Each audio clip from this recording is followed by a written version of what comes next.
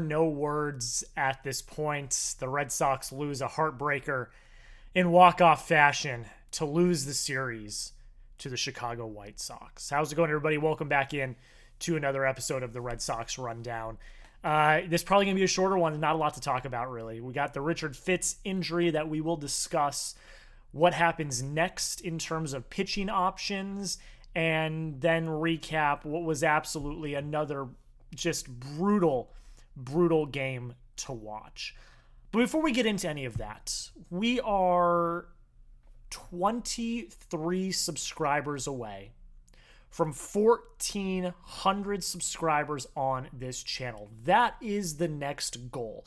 We are trying to get to 1,400 subscribers, and we are less than 25 away. So here's my guarantee to you. You're going to get the best, most informative Red Sox news, rumors, videos every single day if you subscribe here to the Red Sox Rundown by Jet Sports. We are recapping all 162 games of the Red Sox season, through the good, through the bad. We will be here, so join the family. Be one of the people that helps us get to 1,400 subscribers and hit that sub button right now. All right, let's get into the news of the day. Richard Fitz, at the time of recording this, is headed back to Boston. He's going to get an MRI on Monday, I believe is what was said. MRI on Monday. Yes, fly back to Boston this morning, Sunday morning at the time that you're watching this. We'll have an MRI on Monday. Basically what happened was Richard Fitz was in the 6th inning. He was absolutely shoving against the Chicago White Sox. He pitched a nearly perfect game for what the Red Sox desperately needed. He threw a pitch, and then he just instantly said, Cora, trainer, you need to come out here right now. And that's never a good sign, especially when someone was tossing such a great game as Fitz. I thought he could go 7-8 innings today if everything worked out for him. But alas, he was pulled promptly and was diagnosed with right shoulder pain. It's kind of all we got. Cora spoke, Fitz both spoke after the game, and Cora, just gave us the news. Flying back to Boston, getting an MRI. There's always concern when it comes to having to go get an MRI. And then Fitz was pretty much non-committal on it at all. He just basically kept saying, yeah, I trust the team we have in place. We're going to go see what the problem is, and we'll go from there. And they asked him 5 or 6 questions, and that was basically his response for every single question. Not great. Not great news at all. This is probably the worst news you can get on a day when you lose a series to the Chicago White Sox. One of the pitchers that has pitched the most consistently so far this year, who is throwing an absolute gem against the White Sox today, leaves the game and is going to require an MRI. That's not something you want to see, especially with how thin your pitching depth is, because Bello and Giolito are still on rehab starts. If Bello and Giolito were up here, I wouldn't be concerned about this.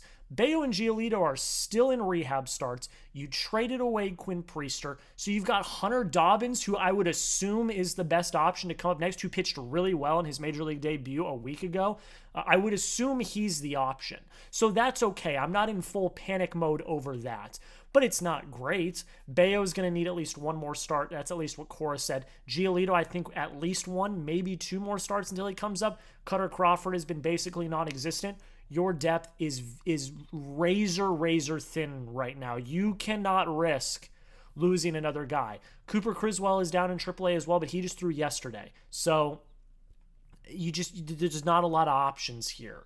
And it is concerning, to say the least, because, again, Fitz has been one of your most consistent pitchers to start the year. It's been Garrett Crochet, and it's probably been Richard Fitz. So to have him go down with right shoulder pain, you don't want to see that. That's definitely not something that you want to see. We're going to recap the game here in 1 second, but first, show the good vibes to Richard Fitz.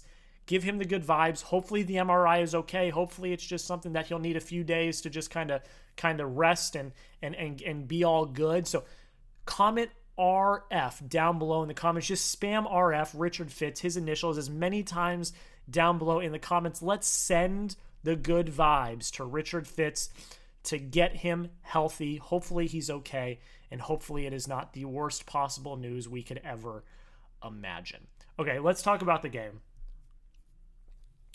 Red Sox lose 3-2 to the Chicago White Sox. Walk-off fashion. The White Sox score a walk-off, it's basically a single, in the bottom of the ninth to give them the win. The White Sox take the series.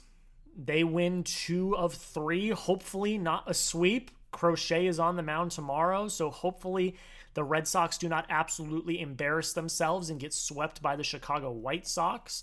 A lot of the same stuff that I talked about last night. No errors tonight, which is great news, although I think Kristian Campbell probably should have had an error today, but it was counted as a hit. No errors, that's really great news, but you still strike out 11 times. You go 1 for 6 with runners in scoring position. You leave 9 runners on base. Triston Casas, Jarren, Duran both did not play today. This was Jarren Duran's first rest day of the year. No injuries, nothing of that. It just standard rest days, which is good. I actually agree with giving Duran rest because the way he plays is so aggressive and so full tilt that he does need days to rest, because the last thing you want is for Jarren Duran, one of the cornerstones of your team right now, to go down with an injury. That cannot happen. And Triston Casas, of course, has been struggling, so of course he's going to get some days off. But let's just go over it. 7 hits, not bad by any stretch of the imagination. The Red Sox were in command of this game until Richard Fitz went down with his injury. They were in command until the 6th inning. Romy Gonzalez went 1 for 3 today, but he had 2 walks and an RBI. That's a solid day for Romy Gonzalez, a day that he desperately needed. Devers did go 0 for 4, 2 Ks, grounded into a double play. Not a great day for Rafi, but he's been hitting as of late, so I'm not really that worried about him. Alex Bregman, 0 for 3, a walk and a K. Bregman's just been non-existent as of late. He just has not been good. And the errors as well to talk about. Bregman will come around. I'm not worried about him. I think it'll be okay. But to start the year, your brand new major piece to your lineup has not delivered yet. And that is a little bit concerning, to say the least. Rob Refsnyder was in today for Jarren Duran, 0 for 4, 2 Ks. Nope, not good. Trevor Story had a pretty good day, 2 for 4, did strike out twice though, but 2 hits, hitting 500. His OPS is still below 7, which we don't love to see, but his batting average is 279. So he is still hitting. It's when he's hitting. He's hitting with like no outs, no runners on, not making an impact. Like, we need more impact swings from Trevor Story. We just haven't really gotten that yet. Another kind of brutal day for Kristian Campbell. He's 0 for 3. A K and a walk. Pretty brutal strikeout, too. It wasn't a really great at-bat. Wilyer, 1 for 3 with an RBI. Not an RBI, excuse me. With a walk and a strikeout as well. Fine. Carlos Narvaez goes 1 for 4 with a run, 2 Ks. It's your catcher, so I guess. Rafaela had a good day. 2 for 4. He had an RBI and scored a run. So he was a part of the 2 runs of the game. That's a day you needed. Rafaela, he's been highly criticized, highly criticized as one of the weak links in this lineup. And with the thoughts of Roman Anthony potentially coming up, he's been the odd man out in a lot of those conversations. This was a big day for him. He contributed a lot today at bat when not really anyone else did. So, I'm sure, I don't know if he reads or sees anything, but his job is definitely on the line, and he came up big today, which is something really, really good to see. Let me know your thoughts. Are you still giving Rafaela time, or is he at the end of his leash? Okay, so this is going to be the question. This is how I'm going to phrase the question. Does Rafaela still have time left? Type Y for yes if you still have at least a little bit of leash for him. If you think no, demote him or make him a utility man, call up Anthony, type N for no. Though that's how I'm going to phrase this. A little bit of a weird question, but I do want to hear your guys' thoughts. What are your thoughts on Ceddanne Rafaela? Let me know down below in the comments. Why, if you think he still has some time, let's give him some time. He still has a little bit of leash left. Or N if you think, nah, make him a utility player, bring up Roman Anthony. He doesn't deserve time in the lineup. Let me know down below in the comments section. Let's talk about the pitching, then we'll get out of here. Fitz, again, we kind of talked about him in the first half of this video. 5 innings pitched, 2 hits. One of them probably should have been an error, though. 1 walk, 5 Ks. Brings the ERA down to almost 3. Dominant outing for him. Now it's the White Sox. Not a lot you can really say about that, but dominant outing for him, though. He pitched really, really well. He was commanding the zone. His velo looked good. He looked really solid. And then, of course, the luck that the Red Sox have had lately, he goes down with an injury. You just can't make it up. And then after that, it kind of all went off the rails. Zach Kelly, who I'm not big on. I'm not a big Zach Kelly guy. I know a lot of people really like him. He comes in and just kind of shits the bed. Excuse the language. He went 1 2/3.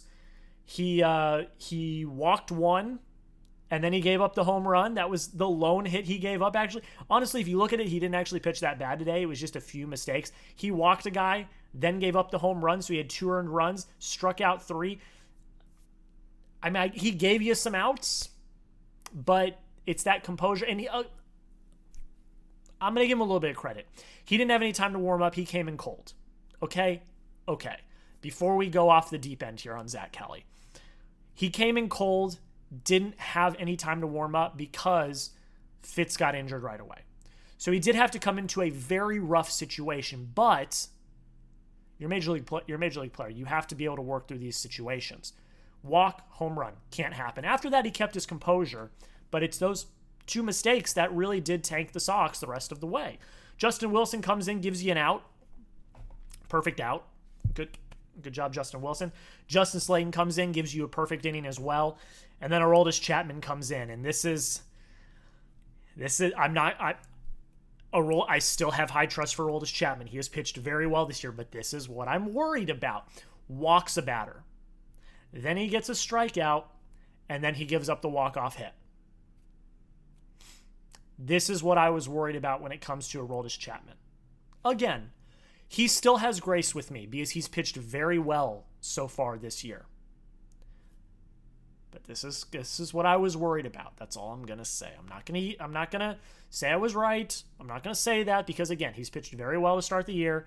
But this inning right here is what I was worried about when they signed him. That's where I'm gonna leave it. That's all I'm gonna say.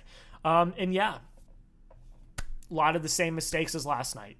No errors, which is a good sign. And I will say, Cora said in his press conference that he felt like the approaches were better tonight, which I would agree with to a point. Again, you still struck out 11 times, but I did feel like they were working more counts and having more approaches. The bats were not as bad as they were the night before, but you got to execute at some point.